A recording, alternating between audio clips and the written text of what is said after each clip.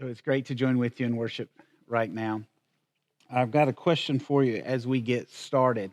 And just one more question for the comments. Maybe this is something for the kids, but maybe you're wondering, where in the world are we recording live at today? So maybe you want to take a guess. Are we on stage like normal?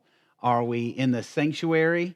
Are we in the fellowship hall? Are we in the youth room? Are we out in the parking lot? And maybe you just want to guess, especially for the kids. Maybe you're wondering. And I'll tell you what, I'll let you know at the end during the announcement time where we're actually set up, because you see us moving around a little bit here and there. We are on the premises of Friendship Baptist Church, so we'll go with that. And as we get started, we are continuing our series in the book of Joshua. And if you're watching this on YouTube at a later time, just a standalone sermon, we had a snow day, so things look a little different than the rest of the weeks.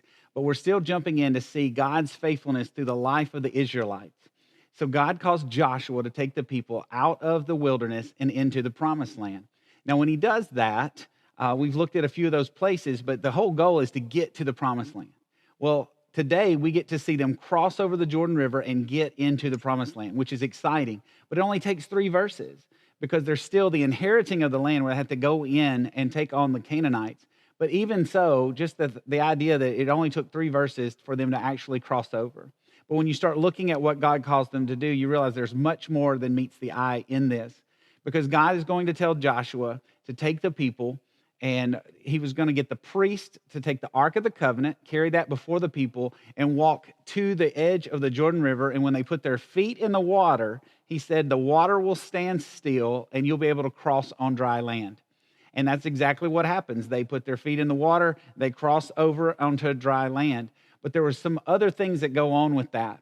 Because when you think about the Jordan River, a lot of times you go online and you think about trips to the Holy Land, what you find is pictures like this. The Jordan River is calm, people are being baptized in it. It's not that big of a deal. But what we're going to see today, when we read through this, we find out that this was in the spring, and this was actually during the harvest, and it was also flood season.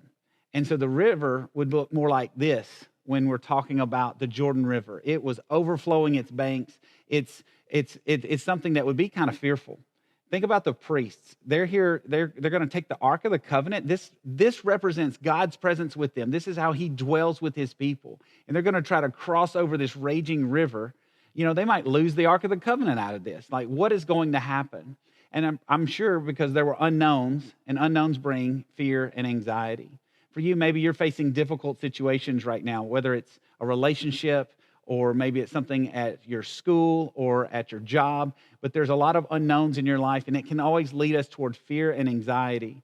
But today we're going to be reminded to be strong and courageous, and we're going to see them take a step of faith, a literal step of faith. And for some of us, we need to do the same thing as well. Because as they're standing on that riverbank, they're probably thinking, God didn't plan this very well. You know, why did God pick the flood stage? Why couldn't he have picked a better time to actually cross the Jordan River? And sometimes we're in the same boat. We look around at our situation and we think, God, I know you're calling me to this, but the situation doesn't look like the time is right.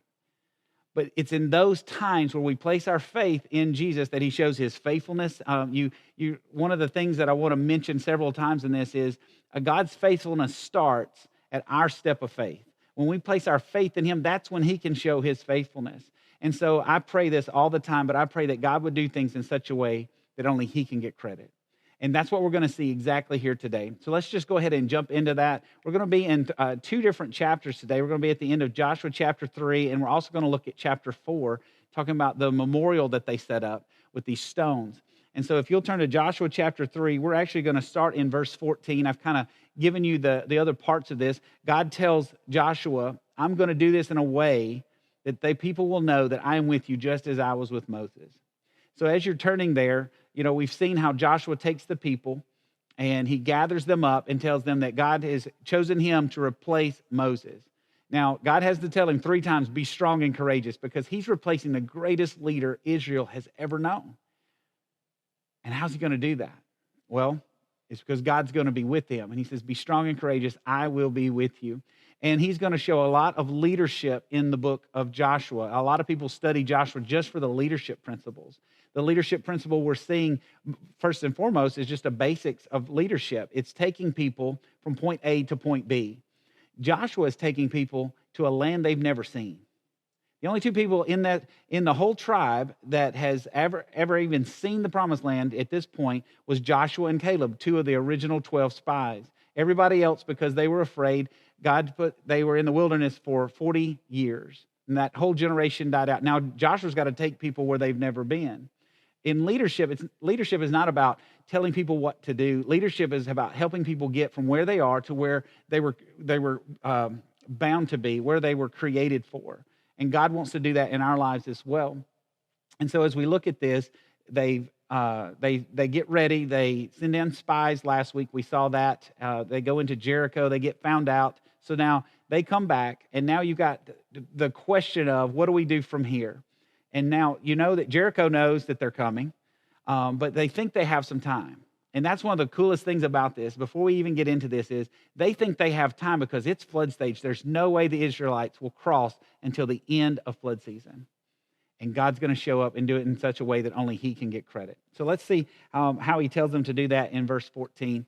It says, so when the people set out from their tents to pass over the Jordan with the priests bearing the Ark of the Covenant before the people, and as soon as those bearing the ark had come as far as the Jordan, and the feet of the priests bearing the ark were dipped in the brink of the water. Now, this is where he tells us at the end of verse 15, now the Jordan overflows all its banks during the time of harvest. And the waters coming down from above stood and rose up in a heap very far away at Adam, the city that is beside Zarethan. And those flowing down toward the sea of Arabah, the salt sea, were completely cut off. And the people passed over opposite Jericho. Now the priests bearing the Ark of the Covenant of the Lord stood firmly on dry ground in the midst of the Jordan, and all Israel was passing over on dry ground until all the nation finished passing over the Jordan. So that's how they crossed over. You know, when we look at this, sometimes we think, why didn't God do something different? He told Noah to build an ark. Why didn't he tell them to build a bridge or build boats? Remember, they've been living in the wilderness. The only people that really were good at boats were the Philistines. They were seafaring peoples. They didn't know anything about boats. They've been nomads for 40 years, and they're about to take in a land and live in cities. I mean, there's so much going on here. But how are you going to get 40,000 armed men, as he tells us later in the passage, crossing over this river? So what happens is the priests actually step out in faith. They put their feet in the water, and it says that the water was blocked north of there. Now, in seminary, I had a professor. He was an archaeologist, and he lived in the Holy Land for many years. And when he came back, he brought the Bible to life. He could tell you about the place where they think Gideon took on the battles and where stuff like this happens. And he never took things at face value. Someone would say, well, the water stopped, so they crossed over. Well, he wanted to know why. So he looked at the archaeological records. And it turns out at the same time, there was a city north of here, near Adam and Zarethan, that there was a great earthquake. And they had a large tower by the river, and that tower toppled over, and it blocked the waters. And it took them almost an entire day to get it out, but they had to clear the tower because it was flood stage, and it would have flooded the entire city. So there's all these documents that go with that. But think about this. You've got priests standing at the water's edge. That earthquake has already happened. God's already been at work. See, that's what we need to understand. When we step out in faith, God's already been at work. The timing is just so amazing when you see how they stepped out in faith. God was faithful with his timing, and so the water begins to recede. And that's how they crossed over. You know, so many times we wonder where God is at, but he is at work even when we don't see him. And sometimes we can't see him, so we don't want to take the step of faith, but that's what makes a step of faith a step of faith. Faith is about putting your trust in something.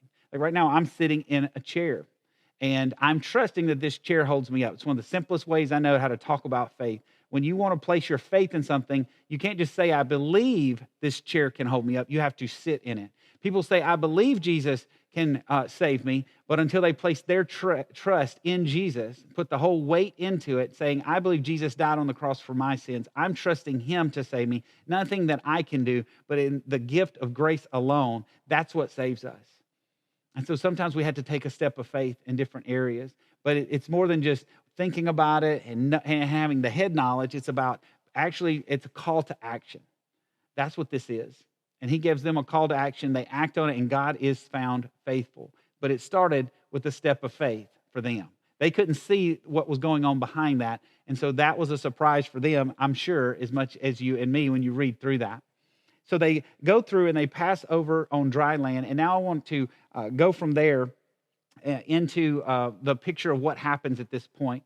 Now, here's a map of the Jordan where they crossed over. It's kind of hard to see on a screen, but they're just about 2 miles from Jericho. They're within eyesight when they encamp over on the other side of the Jordan. And they're going to stay at a place called Gilgal, and we'll talk more about it next week. That's where they placed the stones that we're going to talk about in a minute.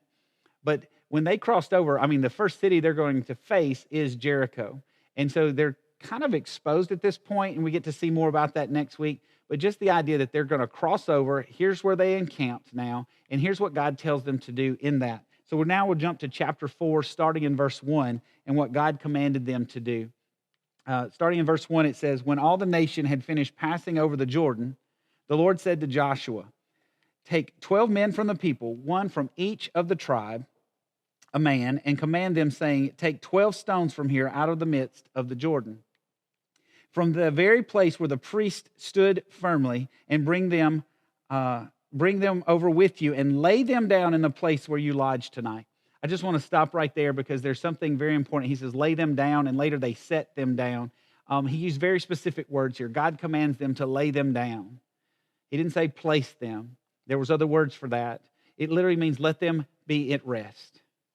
It's a picture of taking them out of the river and putting them in a place of rest in the promised land, just as he has taken the people out of the wilderness and placed them and put them in a place of rest. That's what the Holy Land meant for them. The promised land was a place of rest. So the language, even the language God uses, is specific here. Then Joshua called the 12 men from the people of Israel, whom he appointed, a man from each tribe. And Joshua said to them, "Pass on before the ark of the Lord into the midst of the Jordan, and take up each of you a stone upon his shoulder." I just want to stop right there. The reason he said put them on your shoulder, because he's not talking about a little rock like this. He's talking about a boulder. And we'll see that in just a minute. These are going to be stones of remembrance. So stones is kind of a misnomer at this point, because these are large rocks that he's going to tell them to pick up. Take a stone upon your shoulder according to the number of the tribes of the people of Israel, so 12 stones, and that this may be a sign among you. When your children ask in time to come, "What do these stones mean to you?" then you shall tell them that the waters of the Jordan were cut off before the ark of the covenant of the Lord.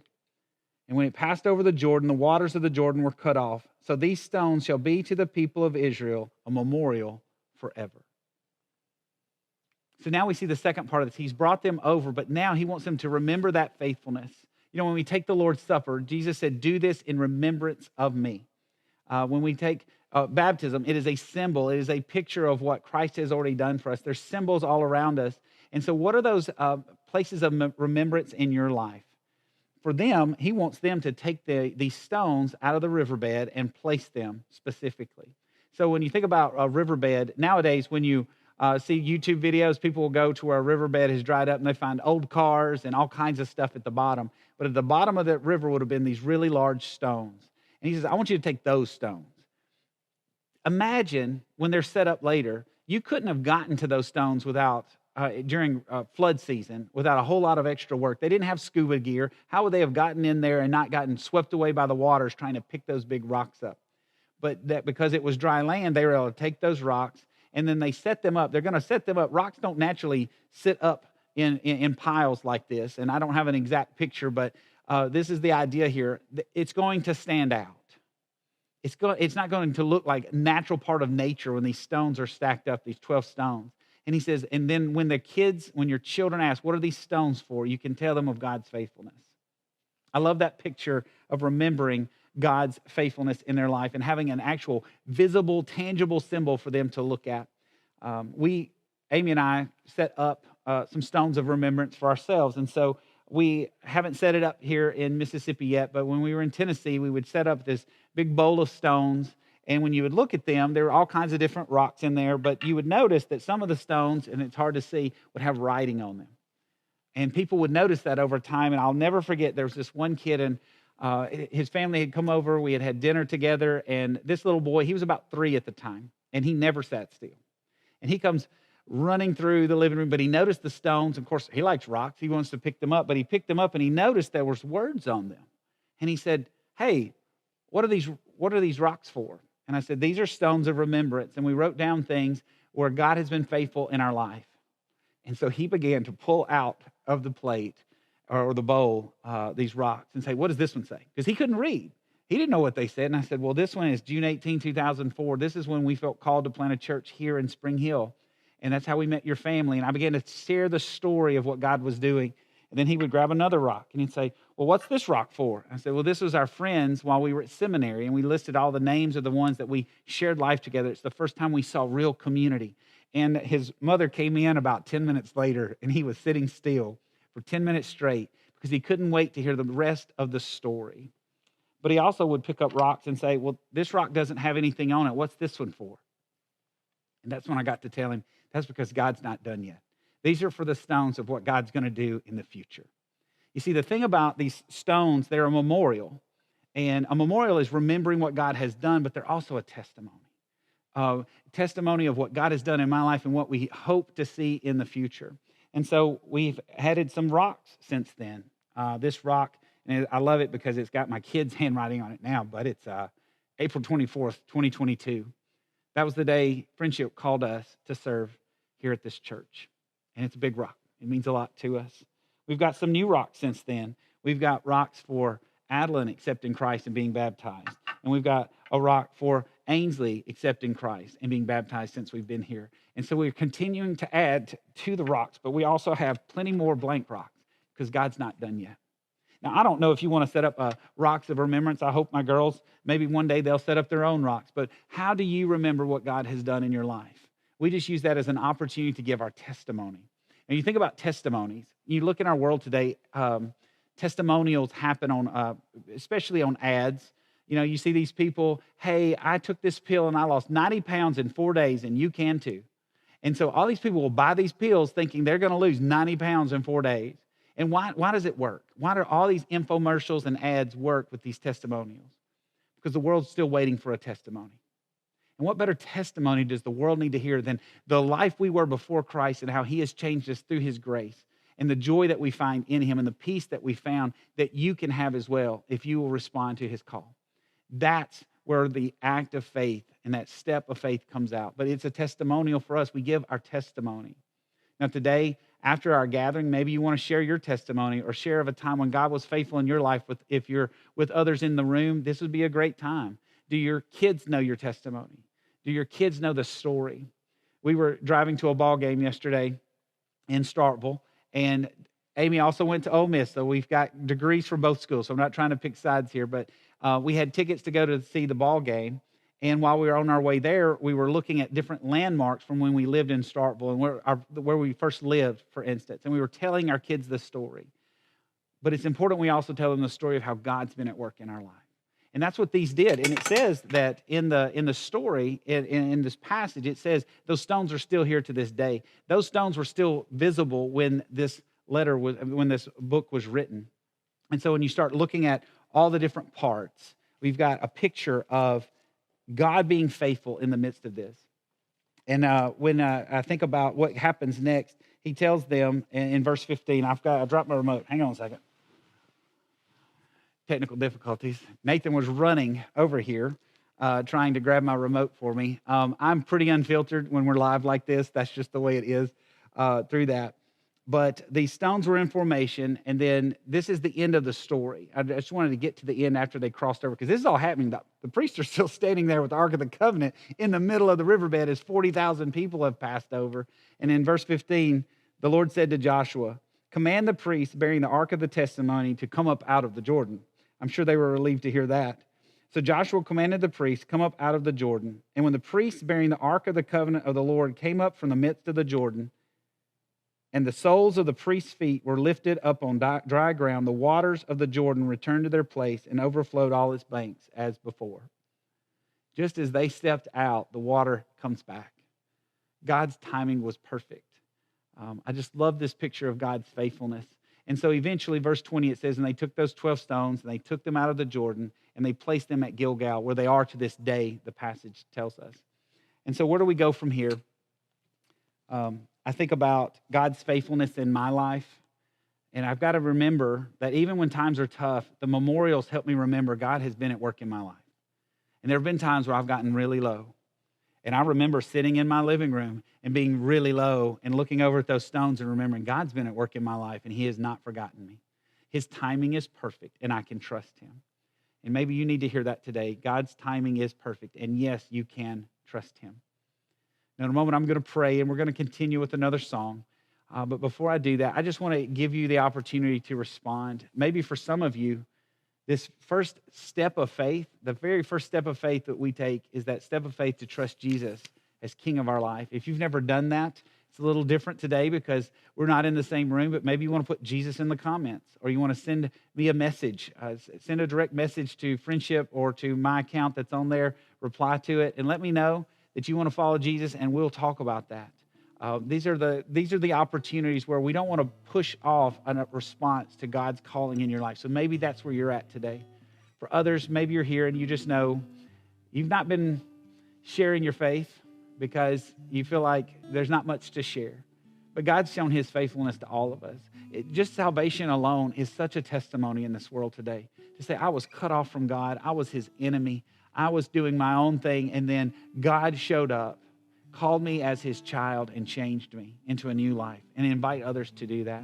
So maybe you want to share your testimony today. Maybe you want to look for an opportunity or what is another tangible way? Maybe it's not these stones like we have. I'm not saying we make a run on Walmart and buy all the rocks up at Walmart, but maybe you want to do that.